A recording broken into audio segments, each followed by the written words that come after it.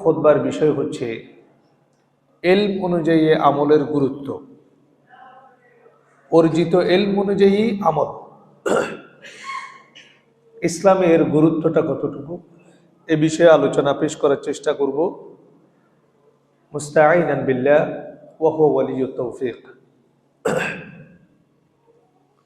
আমরা সবাই জানি ইসলামী শরিয়ার মধ্যে দুইটা গুরুত্বপূর্ণ বিষয় হচ্ছে ইলম এবং আমল।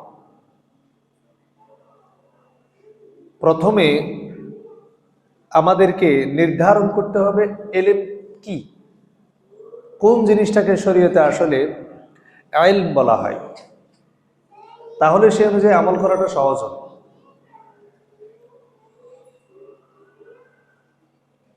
বর্তমান যুগের একজন প্রসিদ্ধ মুহাক্কিক মারা গিয়েছেন, যাকে আমরা মুহাম্মদ ইবনে আব্দুল ওয়াহাব রাহিমাহুল্লাহ হিসেবে চিনি।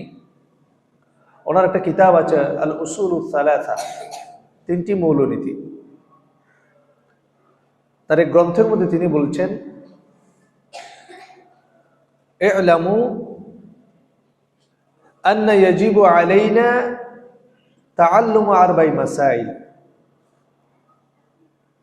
আমাদের উপরে ওয়াজিব হচ্ছে, আপনারা জেনে রাখুন, ই'লামু, তোমরা জেনে রাখো, আমাদের উপর ওয়াজিব হচ্ছে চারটা বিষয়ে, চারটা মাসাইলের ক্ষেত্রে ইলম অর্জন করা, জানা। এই চারটা বিষয় আমাদের জন্য ওয়াজিব, এই বিষয়টা জানা আমাদের জন্য ওয়াজিব। তিনি বলছেন আল উলা আল ইলম, তার মধ্যে এক নাম্বার হচ্ছে আল ইলম, জ্ঞান। তিনি জ্ঞানের ব্যাখ্যা দিয়েছেন ওয়া হুয়া মা'রিফাতুল্লাহ ওয়া মা'রিফাতু রাসূলি ওয়া মা'রিফাতু দীনিল ইসলাম বিল আদিল্লাহ। তিনি বলছেন জ্ঞান হচ্ছে, ইলম হচ্ছে আল্লাহর পরিচয়, তার রসুলের পরিচয়, দ্বীন ইসলামের পরিচয় দলিল সহকারে। বলেন সুবহানাল্লাহ। আমাদের কাছে স্পেসিফাইড করে দিয়েছেন, কারণ ইলমটা যদি আপনি স্পেসিফাইড না করেন তাহলে সমস্যা আছে। কারণ আমাদের দেশে জ্ঞানী মানুষ অনেক, বাংলাদেশে যত বুদ্ধিজীবী আছে একটারও কোনো ইসলামী নলেজ নাই। আমাদের পরিভাষায় বাংলাদেশে এরা বুদ্ধিজীবী হতে পারে, কিন্তু আল্লাহর কাছে এদের পরিচয় হচ্ছে হুম জাহিলুন, এরা মাজহুল, এরা গণ্ডমূর্খ। কারণ আপনি অবাক হয়ে যাবেন, মারা গিয়েছেন ওই ব্যক্তিটা, ভালো একজন ডাক্তার ছিলেন এবং মানব কল্যাণে তিনি নিজের জীবনটা ডেডিকেট করেছেন, খুব ভালো মানুষ ছিলেন। শেষ বয়সে তিনি ইসলামটাকে প্র্যাকটিস করার চেষ্টা করেছেন। নাম বললে চিনবেন, ডক্টর জাফরুল্লাহ, নাম শুনেছেন? ডাক্তার জাফরুল্লাহ, যিনি গণস্বাস্থ্য কেন্দ্রের প্রতিষ্ঠাতা। আপনি অবাক হয়ে যাবেন, গণস্বাস্থ্য কেন্দ্র হচ্ছে এমন একটা ইনস্টিটিউট, বাংলাদেশের অনেকগুলো ইনস্টিটিউট আপনি দেখবেন যারা কমার্শিয়ালি বিজনেস ডিলিংস করে, মেডিকেলে, নার্সিং সিস্টেমে, ফার্মেসি, বিভিন্ন ধরনের সাবজেক্ট বলেন, মেডিকেল সায়েন্স হতে শুরু করে অন্যান্য যে কোনো জায়গায় পড়াশোনা করাটা অনেক এক্সপেন্সিভ। আপনি যদি ভেটেরিনারি নিয়ে যদি পড়াশোনা করতে চান, যেটা আমরা পশুর ডাক্তার বলি না, গরুর ডাক্তার, এটা ভেটেরিনারি সায়েন্স। এটা আপনি চিটাগংয়েও একটা ইনস্টিটিউশন আছে, কিন্তু আপনি যদি গণস্বাস্থ্য কেন্দ্রে পড়তে চান, পড়ালেখা করতে চান, তুলনামূলকভাবে খরচ অনেক কম। আমরা যে ছোট বাচ্চাদেরকে, আমাদের অনেক ভাই রয়েছেন ফার্মাসিউটিক্যালস কোম্পানির সাথে সম্পৃক্ত, ভালো বুঝবেন। আমরা বাচ্চারা যখন এই যে ঠান্ডা কষ্টে আমরা নেবুলাইজ করি, অনেকে বলে গ্যাস দেয়, এটা মূলত বলা হয় এটাকে নেবুলাইজেশন, যাতে আমাদের যে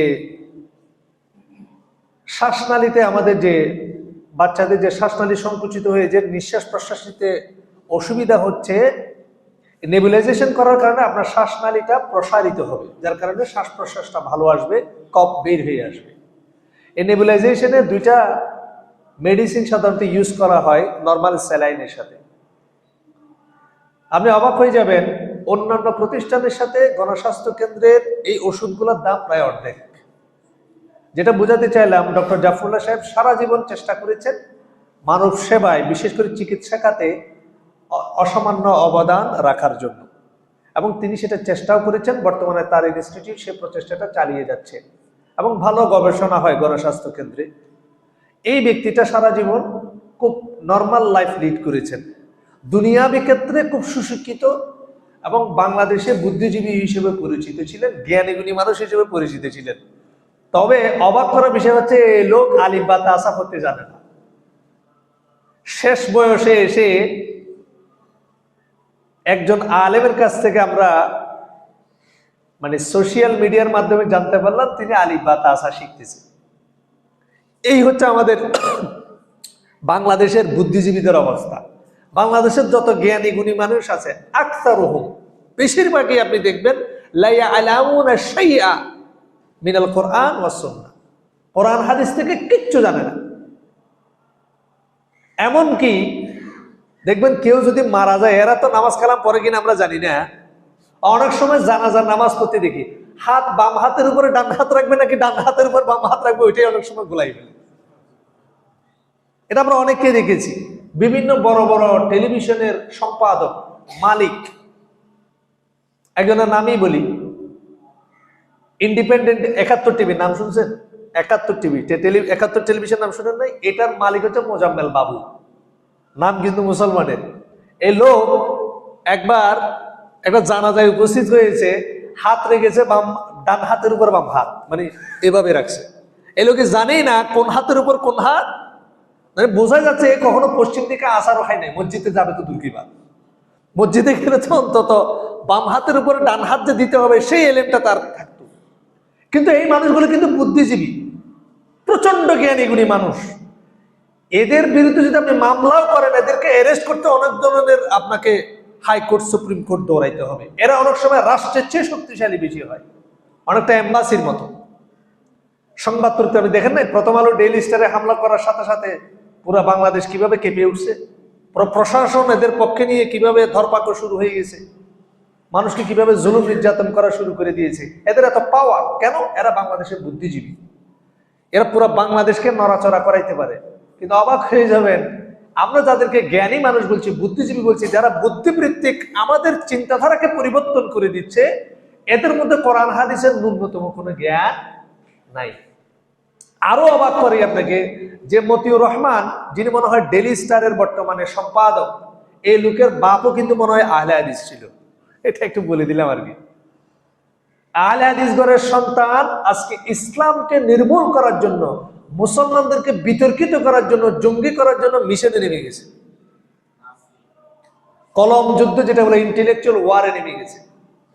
এই মানুষগুলো আবার বাংলাদেশে বুদ্ধিজীবী, কিন্তু কোরআন হাদিসের জ্ঞানে তাদেরকে আমরা অনেক সময় বলি না, সূরা ফাতিহাও শুদ্ধভাবে না পড়তেই জানে না হয়তো। নামাজ 5 রাকাত। আমি একবার বাসে করে আমি মনে হয় কক্সবাজার যাচ্ছিলাম, একটা লোক কিছু জিনিস বিক্রি করতেছিল, মুসলমানের ছেলে। তাকে কেউ একজন হয়তো জিজ্ঞেস করছে যে আপনি নামাজ পড়েন? বলে হ্যাঁ নামাজ পড়ি। আমি 6 ওয়াক্ত পড়ি না? এলি আমি 6 ওয়াক্ত পড়ি। বলে 6 ওয়াক্ত কেমনে পড়েন? বলে পড়ি তো, আমি পড়ি, নামাজ পড়ি। বাংলাদেশে এরকম মুসলমানও রয়েছে, বুদ্ধিজীবী রয়েছে, যারা কোন ওয়াক্তে কত রাকাত সালাত সেটা জানে না। অনেক বড় বড় ক্রিটিক্স, সমালোচক, ইসলামের সমালোচক, 5 পিলার্স অফ ইসলাম, এদেরকে জিজ্ঞাসা করা হয়েছিল যে ইসলামের 5টা, বুনিয়াল ইসলাম আলা খামস, তুমি ইসলামের সমালোচক। সে বই লিখে ফেলছে, কিন্তু ইসলামের পিলার কয়টা, ইসলামের মূল ভিত্তি কয়টা সেটা সে জানে না। কিন্তু ইসলামের উপর কি লিখে ফেলছে সে? ইসলামের বিরুদ্ধে সে বই লিখে ফেলছে। এই হচ্ছে আমাদের বুদ্ধিজীবীদের অবস্থা। এই জন্য জ্ঞান কোনটা, কাদেরকে বুদ্ধিজীবী বলবো আমরাও জানি না। আমরাও এদেরকে মনে করি খুব জ্ঞানী গুণী মানুষ। আপনি দেখবেন বাংলাদেশের বর্তমান প্রেক্ষাপটে মুসলমানদের কাছে জনপ্রিয় একজন বুদ্ধিজীবী আছে, নাম মনে হয় ফরহাদ মাজহার। নাম শুনছেন?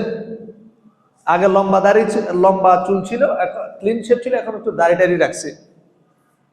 এই লোককে অনেকে মনে করে ইসলাম ভক্ত একজন মুসলিম ইসলাম প্রিয় মানুষ। অবাক হয়ে যাবেন, এর ঘরের মধ্যে সরস্বতীর মূর্তি আছে, দেবী সরস্বতীর মূর্তি তার ড্রয়িং রুমে, এবং সে এটা গর্ব করে বলে যে দেখেন আমি কিন্তু ওইরকম না, দেখেন আমার পিছনে সরস্বতীর মূর্তি। এই লোক আবার দেখবেন লালন ভক্ত, লালনের ব্যাপারে এই যে কিছুদিন আগে লালনের ঘটনা ঘটেছে, লালনের পক্ষে খুব চিল্লাচিল্লি, একদম সে সমাবেশে চলে গিয়েছে। এগুলো আমাদের মতো যারা যারা আলেম, বড় বড় মুহাদ্দিস, বড় বড় ইসলামী সংগঠনের কাছে এরা বুদ্ধিজীবী, এরা ইসলামিক দল, ইসলামী শরিয়া ব্যবস্থা বা কিভাবে মুসলমানরা পরিচালিত হবে সেই বিষয়ে দিক নির্দেশনা দেয়। এদেরকে আমরা বলি বুদ্ধিজীবী, অথচ এরা কোরআন হাদিস সম্পর্কে তেমন কিছুই জানে না। ইল্লা মাশাআল্লাহ কয়েকজন ব্যক্তি আছে যারা নাস্তিক হলেও, এথিয়েস্ট টাইপের হলেও ইসলাম সম্পর্কে মোটামুটি ধারণা রাখে, যেমন ডক্টর সলিমুল্লাহ খান। যদিও এই লোকটা মহেশখালীর, চট্টগ্রামের, কিন্তু লোকটা মুসলমান বা ইসলামের যে স্পিরিট সেটার সাথে সে একমত নয়, তারা অনেকটা অ্যাগনোস্টিক টাইপের। তবে মুসলমানদের ঐতিহ্য বা বিভিন্ন বিষয়ে তারা জ্ঞান রাখে। যেটা বুঝাতে চাইলাম, আল্লাহ সুবহানাহু ওয়া তাআলা মুহাম্মদ ইবনে আব্দুল ওয়াহাব বলছেন, ইলম বা জ্ঞান হচ্ছে আল্লাহর পরিচয়, তার রসুলের পরিচয়, দ্বীন ইসলামের পরিচয় কি সহকারে? বিল আদিল্লাহ, দলিল সহকারে। এই জ্ঞানের ব্যাপারে মুহাম্মদ ইবনে সিরিন রাহিমাহুল্লাহ বলছেন, ইন্না হাযাল ইলমা দীন। আল্লাহর পরিচয়, তার রসুলের পরিচয়, শরীয়তের, ইসলামের শরীয়তের যে জ্ঞান, পরিচয়, দলিল সহকারে, এটাই হচ্ছে দ্বীন, এটাই হচ্ছে মূলত ইলম। আল্লাহ সুবহানাহু ওয়া তাআলা এই ইলম অর্জন করার জন্য বলেছেন, যারা এই ইলম অর্জন করবে তাদেরকেই আল্লাহ সুবহানাহু ওয়া তাআলা গ্লোরিফাই করেছেন। অনেক সময় স্কুলের মধ্যে লেখা থাকে দেখবেন, জ্ঞানের কলমের কালি শহীদের রক্তের চেয়ে পবিত্র। যদি বা হাদিস মেড ইন জিনজিরা, হাদিস জাল। কালকে একটা প্রোগ্রামে গিয়েছিলাম এখানে, আল মিম্বর ফাউন্ডেশনের আন্ডারে, যে আপনার কেপিজেড এর মধ্যে এই এলাকার সমস্ত ওলামা ইকরাম ওখানে গিয়েছেন। একজন ব্যক্তি সরকারি অফিসার, তো ওনাকে কথা বলতে বলা হলো, তিনি হাদিস কিছু বলেন না, একটা হাদিসে বলছে হাদিস এটা, কলমের কালি শহীদের রক্তের চেয়ে পবিত্র। আমরা অনেকেই মনে করি ফিলোসফি পড়লে, আমি ইংরেজি বললে, বাংলা সাহিত্য পড়লে যে জ্ঞান অর্জন হবে, এই জ্ঞান অনেক পবিত্র জ্ঞান, এই জ্ঞানেই আল্লাহ সুবহানাহু ওয়া তাআলা অর্জন করতে বলেছেন। এখানেই আমাদের ত্রুটি। আমি বলছি না ডাক্তারি ইঞ্জিনিয়ারিং পেশাটা পড়া হারাম, মুবাহ, কিন্তু আপনি ডাক্তারি ইঞ্জিনিয়ারিং পড়লে যদি আপনার ইখলাস থাকে, নিয়ত থাকে, এর মাধ্যমে আপনি দ্বীনের খেদমত করবেন, আপনি দ্বীনের পথে আপনি আপনার ইলমটাকে আপনি ব্যয় করবেন, এর মাধ্যমে আপনি আল্লাহর সন্তুষ্টি কামনা করবেন, আপনি সওয়াব পাবেন। আপনি কি পাবেন? নেকি পাবেন। কারণ এই জ্ঞানগুলো কোরআন হাদিসের জ্ঞানের বহির্ভূত নয়। তবে এখনকার যুগে যেভাবে বস্তুগত শিক্ষাগুলোকে দ্বীন থেকে আলাদা করে ফেলা হয়েছে, এটাকে গ্লোরিফাই করা দিয়ে ইলম আপনি বলতে পারবেন না। আপনাকে যেটা ফরজ করা হয়েছে সেটা ডাক্তার হওয়া, ইঞ্জিনিয়ার হওয়া, বড় প্রফেসর হওয়া নয়। আপনার জন্য কম্পালসারি হচ্ছে তিনটা জিনিস। এই ইলমটা অর্জন করা আপনার জন্য ফরজ। আল্লাহ রাসূল সাল্লাল্লাহু আলাইহি ওয়াসাল্লাম যে কথাটা বলেছেন, তালাবুল ইলমি ফরিদা আলা কুল্লি মুসলিম। কোন ইলমটা ফরজ করেছেন আল্লাহ সুবহানাহু ওয়া তাআলা? এই তিনটে ইলমই হচ্ছে আপনার জন্য ফরজ। আপনি ডাক্তার হয়েছেন, ইঞ্জিনিয়ার হয়েছেন, বড় প্রশাসনিক কর্মকর্তা হয়েছেন, ব্যবসা হয়েছেন, তবে আপনি আল্লাহকে চেনেন না, রসুলকে চেনেন না, শরীয়তকে আপনি জানেন না দলিল সহকারে, আপনি ফেল করেছেন। কিয়ামতের ময়দানে আপনি খাসিরিন, জাহান্নামীদের অন্তর্ভুক্ত হয়ে যাবেন। আপনি কখনো কল্যাণ অর্জন করতে পারেননি। আমাদের সমাজের মানুষ মনে করে ডাক্তার হয়ে গেছে, ইঞ্জিনিয়ার হয়ে গেছে, সে প্রতিষ্ঠিত হয়ে গেছে। না। তাহলে আমাদেরকে যেটা করতে হবে, আমাদের ডাক্তারি প্রফেশন, ডাক্তারি শিক্ষা, এমবিবিএস ডিগ্রি, আমাদের বিএসসি ইঞ্জিনিয়ারিং ডিগ্রি এবং আমাদের যে জেনারেল অনার্স মাস্টার্স, এগুলোকে আমাদেরকে ইসলামী কোরআন, হাদিস, আল্লাহ, তার রসুলের পরিচয়, দ্বীন ইসলামের পরিচয় সহকারে সিলেবাসগুলো যদি সাজাতে পারি, তাহলে এগুলোকে আমরা উপকারী ইলম হিসেবে ধরতে পারবো। সম্মানিত উপস্থিতি, এই ইলমটাই আমাদেরকে অর্জন করতে বলা হয়েছে, এই ইলমটাকে আমাদেরকে দ্বীন বলা হয়েছে। 2 নম্বর তিনি বলেছেন, 2 নম্বর বিষয় হচ্ছে আল আমালু বিহি। ইলম অর্জন করলাম, এই ইলম অনুযায়ী আমল করা, এই ইলম অনুযায়ী আমল করা। আমাদের সমাজে আপনি দেখবেন, আমাদের আলহামদুলিল্লাহ ইলম অনেক রয়েছে, কিন্তু আমল করার মানুষ কম। আপনি যখন সোশ্যাল মিডিয়ায় যাবেন, ফেসবুকে যাবেন, হাজারো হাদিস, শত শত হাদিস আপনি প্রতিদিন দেখেন, অনেক হাদিস আপনি শেয়ার করেন না? একটা সুন্দর হাদিস পেলাম, আমি শেয়ার করলাম। হাদিস কি শেয়ার করার জিনিস? আমাদের সবার মধ্যে এই টেন্ডেন্সি, এটা সুন্দর একটা হাদিস পেলাম সেটা শেয়ার করলাম, অথচ হাদিস তো শেয়ার করার বিষয় নয়, আপনি আমল করেছেন কিনা শেয়ার করেন, কোনো সমস্যা নাই। আপনি এটা অনুযায়ী আমল করেছেন কিনা আগে সেটা কনফার্ম করেন, কনফার্ম করার অনুযায়ী এরপরে আপনি কি করেন, হাদিসটা শেয়ার করেন। আমরা অনেক ভালো কথা বলি, ভালো কথা মানুষকে অনুসরণ করি, বিশেষ করে আমাদের মতো যারা খতিব রয়েছেন অনেক ভালো কথা আমরা বলি, ওয়াজ মাহফিলে আমরা অনেক সুন্দর সুন্দর কথা বলি, কিন্তু আমাদের অনেকের মধ্যে নিজেদের মধ্যে সেই আমলটা নাই। আল্লাহ আমাদেরকে হেফাজত করুন। এই এলিমের কারণে হয়তো আমাদেরকে জাহান্নামে যেতে হবে। ওই ব্যক্তির চেয়ে আপনি অধিক গুনাহগার যে ব্যক্তি না জেনে গুনাহ করে। এক ব্যক্তি না জেনে গুনাহ করে আর এক ব্যক্তি জেনে গুনাহ করে, দুইজনের অপরাধের মাত্রা কি সমান? আপনি জানেন না এটা গুনাহ, এই গুনাহটা আপনি করেন, এটার প্রভাব কি আপনি জানেন, এই গুনাহটা করলে আপনার ঈমান চলে যাবে, এই গুনাহটা কবিরা গুনাহ, আল্লাহ এটা অপছন্দ করেন জানেন, তারপরে এই গুনাহটা আপনি করেন। আরেকজন ব্যক্তি একই গুনাহ করে কিন্তু সে এই বিষয়ে তার জ্ঞান নাই, এটার ক্ষতিকর দিকটা কোথায়, এটা কত বড় গুনাহ, এটা করলে কি হবে সেটা তার জানা নেই। দুইজনের গুনাহ কখনো সমান নয়। এই জন্য আমাদের মুসলমানদের ক্ষেত্রে, বিশেষ করে আমরা যারা কোরআন সুন্নাহর অনুসারী সালাফি বা আহলুল হাদিস দাবি করি, আমাদের ক্ষেত্রে কথাটা সমানভাবে প্রযোজ্য। আমরা প্রচুর ইলম অর্জন করে যাচ্ছি, কিন্তু সে অনুযায়ী আমাদের আমলটা বই। সুফিয়ান আস-সাওরী রাহিমাহুল্লাহ, ইবনে হারব রাহিমাহুল্লাহ, সুফিয়ান আস-সাওরী আমরা জানেন বিখ্যাত একজন তাবেঈ। ওনার কাছে গেলেন হাদিস শোনার জন্য। তখন সুফিয়ান আস-সাওরী রাহিমাহুল্লাহ তাকে বলছেন, হাত্তা তা'মালু বিমা তা'লামুন সুম্মা তা'তুনি ফাউহাদ্দিসুকুম। তিনি বলছেন, তুমি যতটুকু শুনলে, তোমার যে ইলম অর্জন হয়েছে সে অনুযায়ী আগে আমল করো। মাদ্রাসার তোল্লাবদের ক্ষেত্রে এটা খুবই প্রযোজ্য। শিক্ষক বলেন, তোল্লাব বলেন, আমরা যারা কোরআন সুন্নাহ অনুসারী আমাদের জন্য খুবই প্রযোজ্য। আমাদের যতটুকু ইলম আছে সে অনুযায়ী আমরা আমল করি। উনি ইলম অর্জন করতে গেছেন, আমাদের অনেক ভাই আসেন যে আমরা কোরআন শিখবো, হাদিস শিখবো, কোরআন বুঝবো, হাদিসের তাফসীর বুঝবো, আরবি শিখবো, ইলম অর্জন করবো, প্রত্যেকদিন প্রাত্যহিক হাদিস পড়বো, তাফসীর পড়বো। এই যে ইলম আপনি অর্জন করছেন সে অনুযায়ী আমল কি আপনার আছে? সুফিয়ান আস-সাওরী রাহিমাহুল্লাহ তার তোল্লাব, তার তালেব ইবনে হারবকে বলছেন, হাত্তা তা'মালু বিমা তা'লামুন, আগে আপনি যে ইলমটা অর্জন করেছেন, যা আছে সে অনুযায়ী আমল করেন, সুম্মা তা'তুনি, এরপর আমার কাছে আসেন, ফাউহাদ্দিসুকুম, এরপর আমি তোমাকে হাদিস বর্ণনা করব, নতুন ইলম আমি তোমাকে শিক্ষা দেব। সুবহানাল্লাহ। কারণ যে ইলমের মধ্যে আমল নাই সে ইলমের কোনো দাম নাই। আবু হুরায়রা রাদিয়াল্লাহু তাআলা বলছেন, আল ইলমু লা ইউমালু বিহি কাকানস লা ইউনফাকু মিনহু ফি সাবিলিল্লাহি আযজা ওয়া জাল্লা। আবু হুরায়রা রাদিয়াল্লাহু তাআলা বলছেন, যে ইলম আমল হয় না, যে ইলমের উপরে, যে জ্ঞানের উপরে আমল করা হয় না, সেটা হচ্ছে এমন গুপ্তধন যেটা কখনো আল্লাহর রাস্তায় খরচ করা হয় না। এটা একটা গুপ্তধন। ইলমটা আপনি অর্জন করেছেন, এটা অনেক বড় সম্পদ, কিন্তু এটা যেহেতু আপনি আমল করেননি, ধন যেভাবে আল্লাহর রাস্তায় খরচ না করলে সওয়াব পাবেন না, গুপ্তধন গুপ্তই থেকে যাবে। কানজ বলা হয় গুপ্তধন, যে ধনটা মাটির নিচে আছে, কোনো কিছু নিচে আছে, অনেক মূল্যবান সম্পদ, কিন্তু কেউ ফাইন্ড আউট করতে পারেনি। ইলমটা হচ্ছে সেরকম, যদি আপনি আমল না করেন। আবু দারদা রাদিয়াল্লাহু তাআলা আনহুর একটা কোল আপনাদের সামনে শেয়ার করেছি, উপস্থাপন করেছি খুতবার শুরুতে। তিনি বলছেন, লা ইয়াকুনুর রাজুলু আলিমান হাত্তা ইয়াকুনা মুতাআল্লিমান।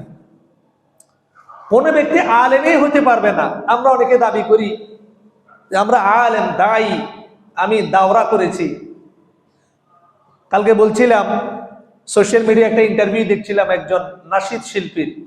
এই ব্যক্তি কোরআনে হাফেজ, এই ব্যক্তি দাওরা করেছে হানাফি মাদ্রাসা থেকে, কওমি মাদ্রাসা থেকে। তবে তার জীবনের অধিকাংশ সময় সে বলেছে সে প্রায়শই সে তবলা, গিটার, ড্রাম নিয়ে ব্যস্ত থাকতো বন্ধুদের সাথে।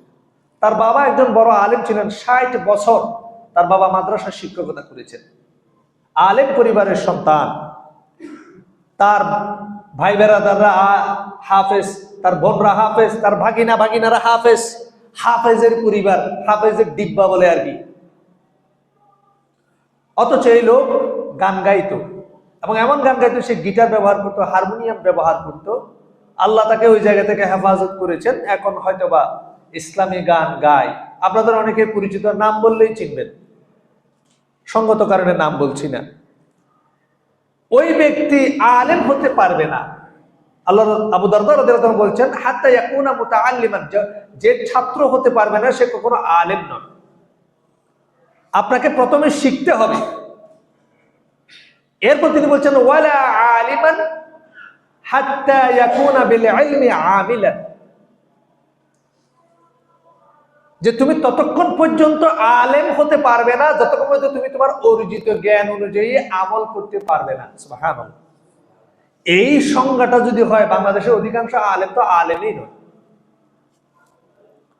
বাংলাদেশের অধিকাংশ আলেম কি নয়? আলেম নয়, লাইসা বিআলেম। কারণ আমাদের অধিকাংশ আলেমদের মধ্যে আমল কই।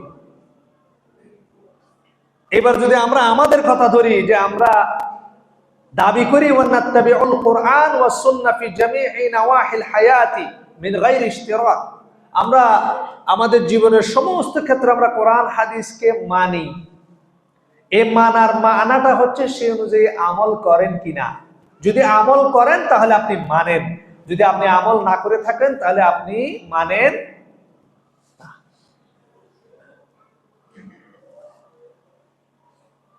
আল্লাহ সুবহানাহু ওয়া তাআলা সূরা আনকাবুতের 69 নম্বর আয়াতে যেটা বলছেন, ওয়াল্লাযীনা জাহাদু ফীনা লানাহদিয়ান্নাহুম সুবুলানা,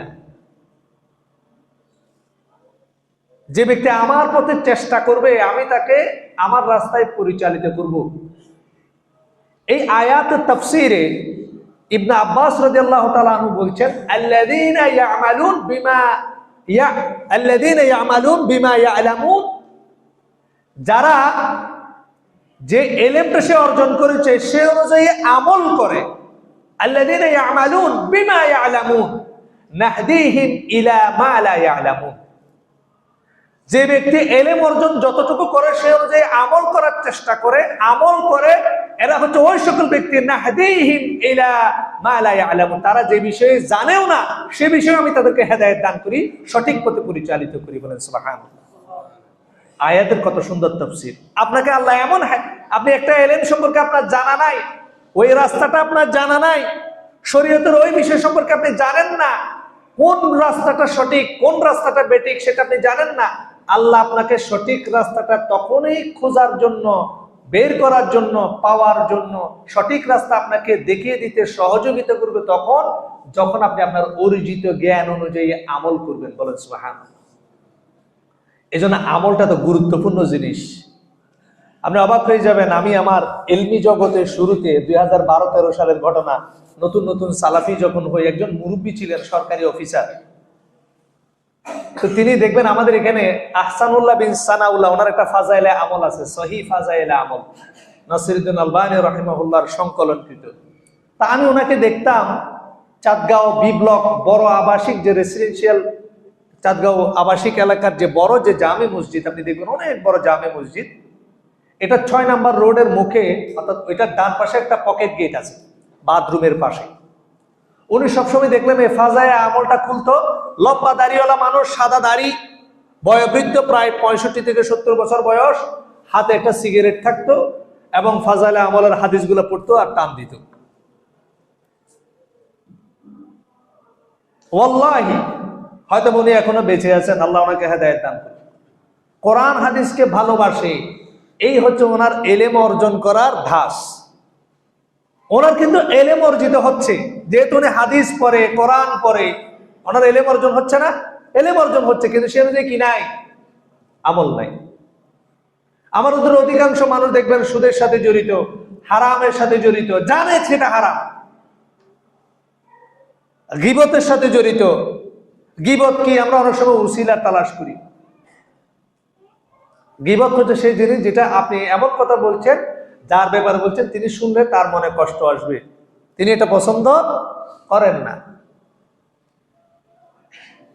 অথচ আমরা যেটা জানি, এখন আপনি বলতে পারেন অনেকে ইমাম নববী রাহিমাহুল্লাহ সহ ছয়টা কন্ডিশন হলে গীবতটা জায়েজ হতে পারে, যদি আপনারটা জায়েজ না হয়, যদি আপনারটা ওই ক্রাইটেরিয়ার মধ্যে না পড়ে, তাহলে তো আপনি মৃত ভাইয়ের গোশত খেলেন। কিয়ামতের ময়দানে এটা জবাব দিতে আপনাকে করতে হবে, আমল দিয়ে করতে হবে। হুদা কাজ আমরা করি, বেহুদা কাজ, অনর্থক কাজে কর্ম আমরা লিপ্ত। এলেম অর্জন করার পর কেন আমল করার প্রতি আমাদের টেন্ডেন্সি নেই। কোন সমাজ কখনো পরিবর্তন হবে না যতক্ষণ পর্যন্ত এলেম অনুযায়ী আমল হবে না। এই জন্য জ্ঞানকে যদি আপনি প্র্যাকটিক্যালি সমাজে ইমপ্লিমেন্ট করতে চান, বাস্তবায়ন করতে চান, সমাজকে পরিবর্তন করতে চান, তাহলে আমল করতে হবে। বাংলাদেশের অধিকাংশ মানুষ জানে মিথ্যা বলা মহাপাপ, এটাই তো শিখছে। কবিরা গুনাহ, হারাম, মুনাফিকুল লক্ষণ অনেকে জানে না, মহাপাপ তো শিখছে। এরপরও 99% মানুষ মিথ্যা কথা বলে কেন? কারণ আমল নাই। এটা যে নেসেসিটি, তার যে আমল করতে হবে সেটা সে জানে না। এলেম তার কিন্তু ঠিকই আছে। কিছুদিন আগে বাংলাদেশের ধর্ম মন্ত্রণালয়ের অধীনে একটা ফাউন্ডেশন আছে, নাম হচ্ছে ইসলামিক ফাউন্ডেশন। নাম শুনছেন তো আপনারা? বাংলাদেশের যত দ্বীনি কাজকর্ম হয় সবকিছু ইসলামিক ফাউন্ডেশনের, ধর্ম মন্ত্রণালয়ের আন্ডারে, এই ইসলামিক ফাউন্ডেশনের অধীনেই হয়ে থাকে। অবাক হয়ে যাবেন, তাহলে ইসলামিক ফাউন্ডেশনে যারা নিয়োগপ্রাপ্ত হবে, যারা খেদমত করতে চাইবে, সরকারি যারা কর্মকর্তা হবে, এরা আলেম হবে, এরা দিনদার হবে, এরা কখনো হারাম কাজে জড়িত হবে না। বাংলাদেশের যত মন্ত্রণালয় আছে সবচেয়ে one of the best corrupted একটা মন্ত্রণালয় হচ্ছে ধর্ম মন্ত্রণালয়। আপনি অবাক হয়ে যাবেন, বাংলাদেশের ধর্মভিত্তিক যত কাজ কারবার আছে ওইখানে 2 নাম্বারই সব হয়, এবং যারা করে তারা সব দাড়ি টুপি আলাদা। কিছুদিন আগে ইসলামিক ফাউন্ডেশনের পরিচালক পর্যায়ে একজন ব্যক্তি 15 বছর ধরে চাকরি করছে, অথচ তার অনার্স সার্টিফিকেট জাল। কিছুদিন আগে টিম সার্চলাইট নামে নিউজ 24 এর একটা টিভি চ্যানেল এই রিপোর্টটা করেছেন। ইসলামিক ফাউন্ডেশনের গত যে আপনার নিয়োগগুলো হয়েছে গত 15 বছরে, 10 বছরে, অধিকাংশই হচ্ছে ভুয়া ও বৈধ।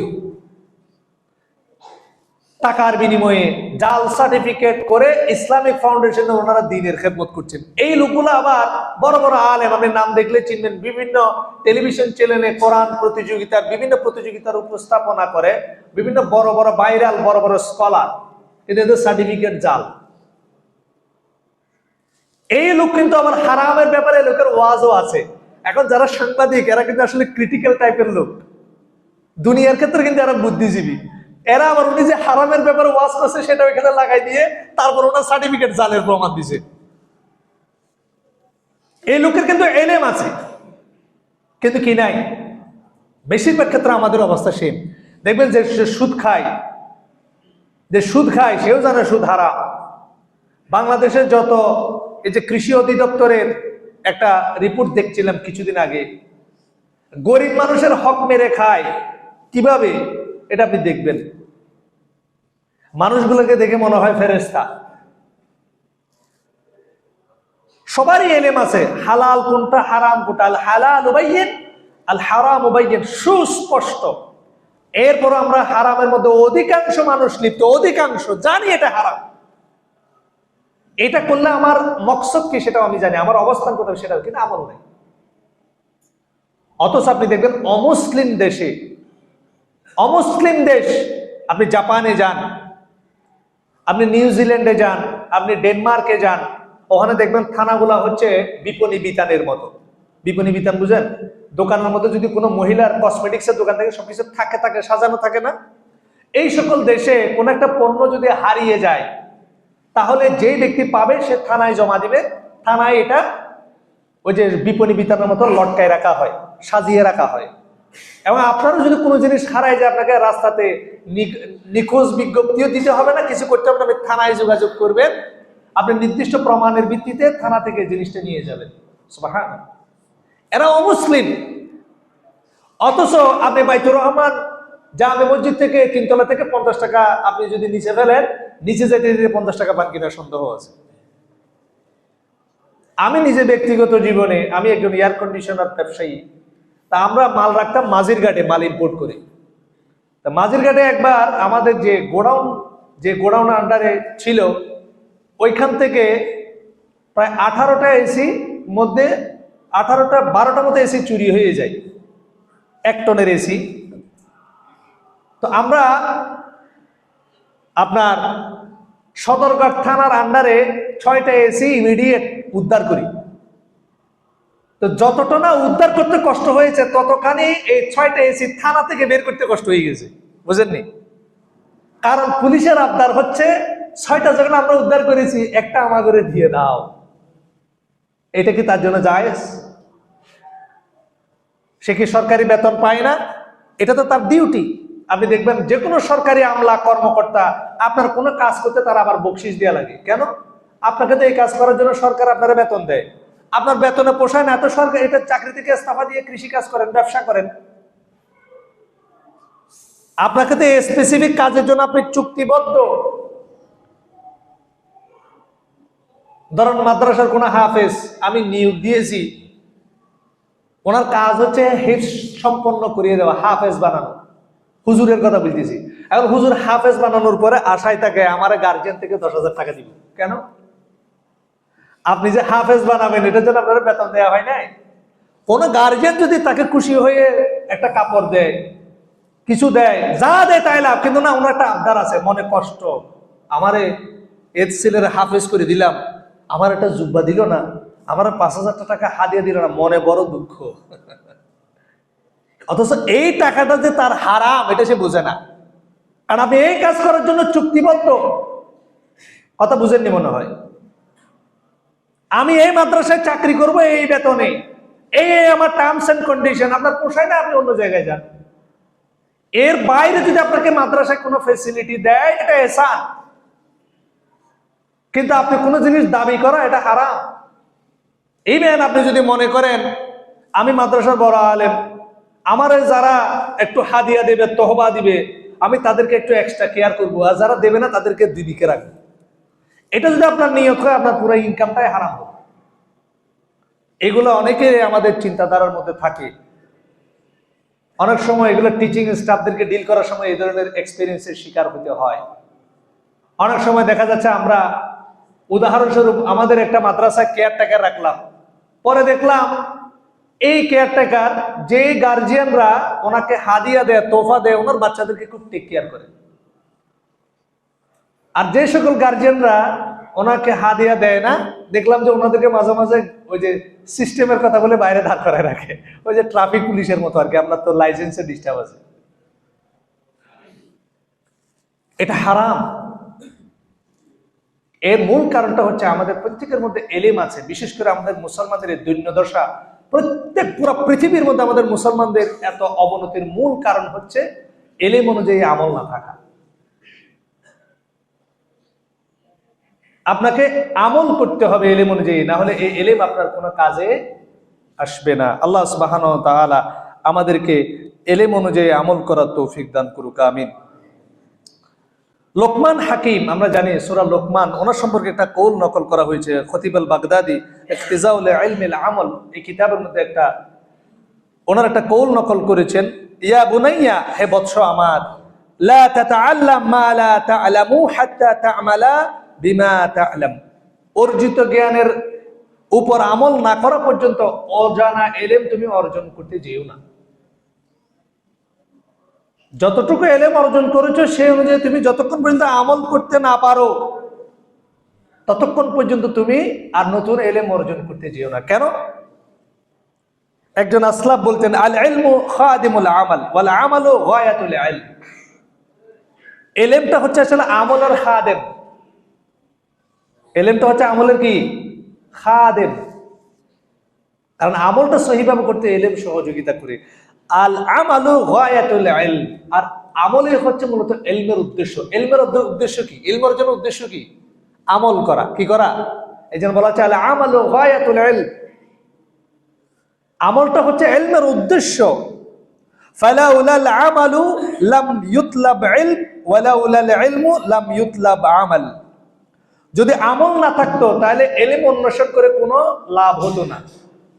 আবার যদি আমল না থাকতো ইলম অন্বেষণ করে কোনো লাভ হতো না, আর ইলম না থাকলে আমল করে কোনো লাভ হতো না। কারণ এটা সহি এবং বিশুদ্ধ আপনি কিভাবে জাস্টিফাই করবেন। তিনি বলছেন ওয়ালা আন আদাল হাক্কা জাহলান বিহি আহাব্বু ইলাইয়া মিন আন আদাহু যুহদান ফীহ। কোন আমল ছেড়ে দেওয়ার চাইতে আমার কাছে কোন আমল আপনি জানেন, একটা আমল আপনি জানেন, এলেম আছে, কিন্তু সে অনুযায়ী আমল করেন না, এর চাইতে ওই বিষয়ে না জানাই আপনার চেয়ে উত্তম ছিল। কত কঠিন কথা। আপনি একটা এলেম জানেন, শিখেছেন, এই এলেমটা না করা যতটুকু আপনার কাছে অপছন্দনীয়, তার চেয়ে বড় অপছন্দনীয় হচ্ছে আমি এলেমটা না শিখলেই ভালো হতো, আপনি বেঁচে যেতেন। এখন আপনার জন্য ডবল অপরাধ, আপনি এলেমটা শিখলেন কিন্তু সেই অনুযায়ী আমল করলেন না। হাসান বসরি রাহিমাহুল্লাহ বলছেন হাম্মাতুল উলামা আর রিআয়া ওয়া হাম্মাতুস সুফাহা আর রিওয়ায়া। যারা আলেম এদের হাম্মা, এদের লক্ষ্য থাকে আর রিআয়া, অর্থাৎ ইলমের যত্নবান হওয়া, ইলমের প্রতি যত্নবান হওয়া এবং তা নিজেদের জীবনে আমলের মাধ্যমে বাস্তবায়ন করা। ওয়া হাম্মাতুস সুফাহা, নির্বোধ বেকুব লোকদের কাজ হচ্ছে আর রিওয়ায়া, শুধু বর্ণনা করা, যেটা আমাদের বেশিরভাগ লোকের ক্ষেত্রে প্রয়োজন। আমরা এলেম বর্ণনা করি কিন্তু সে অনুযায়ী আমল করতে আমাদেরকে দেখা যায় না। আল্লাহ সুবহানাহু ওয়া তাআলা আমাদেরকে হেফাজত করুন, আল্লাহুম্মা আমিন। সম্মানিত উপস্থিতি, এই জন্য সুফিয়ান আস-সাওরী রাহিমাহুল্লাহ বলছেন আউয়ালু ইলমি আস-সামত ওয়া সানি আল-ইসতিমাউ লাহু ওয়া হিফযুহু ওয়া সালিস আল-আমালু বিহি ওয়া রাবিহ নাশরুহু ওয়া তা'লিমুহু।